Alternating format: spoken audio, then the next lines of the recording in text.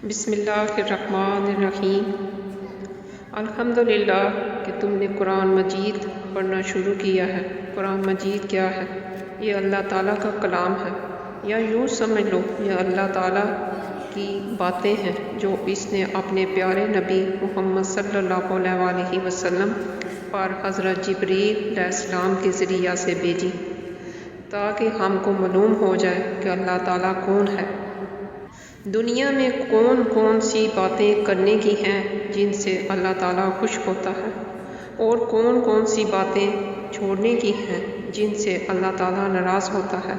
مرنے کے بعد ہم کو قیامت کے روز دوبارہ زندہ کیا جائے گا، تاکہ جس نے اللہ تعالیٰ اور اس کے رسول صلی اللہ علیہ وسلم کے بتائے ہوئے اچھے کام کیے ہوں گے، اس کے بدلے اس کو جنت ملے گی اور وہاں ہمیشہ ہمیشہ رہیں گے، اور جو اس کا جی چاہے وہ اس کو ملے گا۔ اور جس نے ایسے کام کیے جن کو اللہ تعالیٰ اور اس کے رسول صلی اللہ علیہ وسلم نے کرنے سے منع کیا ہے، اسے اس کی سزا دوزخ میں بھگتنا پڑے گی۔ جس نے اللہ تعالیٰ کے ساتھ شرک کیا اسے اس کو معاف نہیں کیا جائے گا۔ اس کے علاوہ اللہ تعالیٰ رحم کرنے والا ہے، جس کو چاہے بخش دے۔ امتیں، دنیا میں جو لوگ پہلے آئے تھے انہوں نے اللہ تعالیٰ کا، اس کے رسولوں کا کہنا نہیں مانا۔ ان کا انجام دنیا میں بھی خراب اور مرنے کے بعد بھی دوزخ میں جائیں گے۔ اور وہ لوگ جنہوں نے اچھے کام کیے، اللہ تعالیٰ اور اس کے رسول کا کہنا مانا، وہ اس دنیا میں بھی کامیاب ہوئے اور مرنے کے بعد بھی ان کو جنت ملے گی۔ اللہ تعالیٰ قرآن مجید کا مقصد معلوم کرنے کے بعد تمہارے دل میں یہ خیال آتا ہوگا کہ اللہ تعالیٰ کون ہے۔ سنو، اس کی ذات کا سمجھنا تو عقل کا کام نہیں ہے۔ اللہ تعالیٰ نے اپنے متعلق قرآن مجید میں فرمایا، اللہ تعالیٰ ایک ہے اور وہی عبادت کے قابل ہے۔ اس کی ذات میں اور اس کے کاموں میں کوئی شریک نہیں، نہ اس کی کوئی اولاد ہے، نہ وہ کسی کی اولاد ہے۔ وہ آسمانوں اور زمینوں کا نور ہے، وہ ہمیشہ سے ہے اور ہمیشہ رہے گا۔ اس کو نہ نیند آتی ہے نہ اونگ آتی ہے۔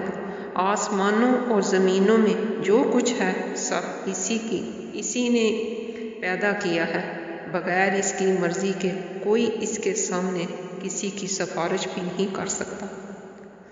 جو کچھ ہونے والا ہے اور جو کچھ ہو چکا ہے سب اس کو معلوم ہے۔ آسمانوں اور زمین میں کوئی چیز ایسی نہیں جو اس کے علم میں نہ ہو، وہ اس کا انتظام کرنے سے تھکتا نہیں۔ آسمانوں اور زمین میں جو چیزیں ہیں وہ اس کی تعریف اور پاکی بیان کرتی ہیں۔ وہی پیدا کرتا ہے، وہی موت دیتا ہے، وہی موت کے بعد قیامت کے دن پھر زندہ کرے گا۔ اللہ سب کچھ کر سکتا ہے، اس کی مرضی کے بغیر کوئی نہیں کر سکتا۔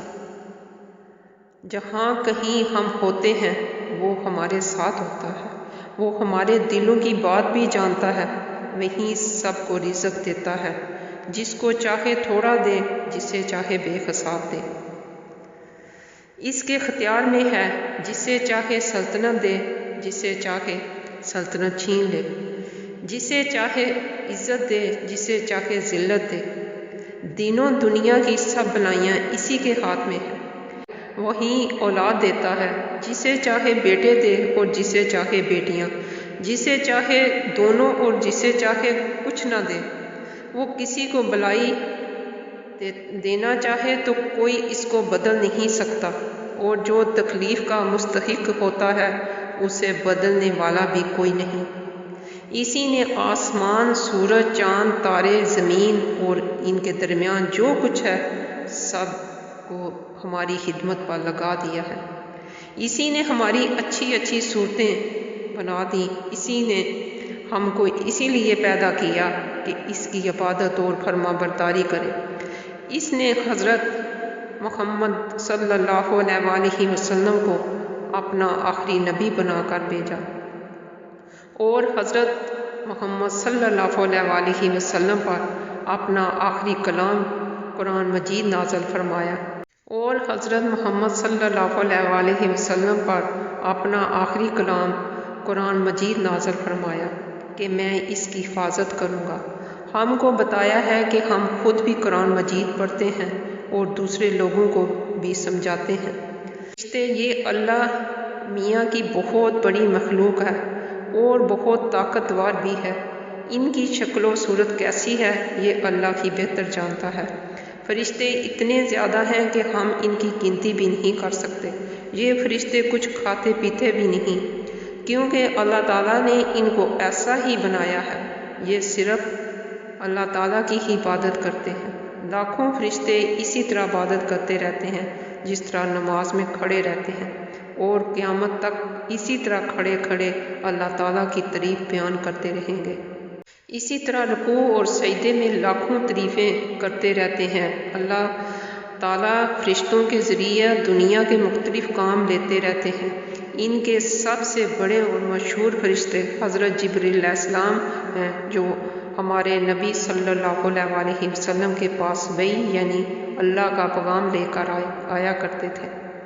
جب اللہ تعالیٰ کا بندہ اکیلا یا جمع ہو کر اللہ کی عبادت کرتے ہیں تو اللہ تعالیٰ کے فرشتے بھی ان کے گرد جمع ہو جایا کرتے ہیں اور ان کی مغفرت کے لیے اللہ تعالیٰ سے دعا کرتے ہیں۔ بے شک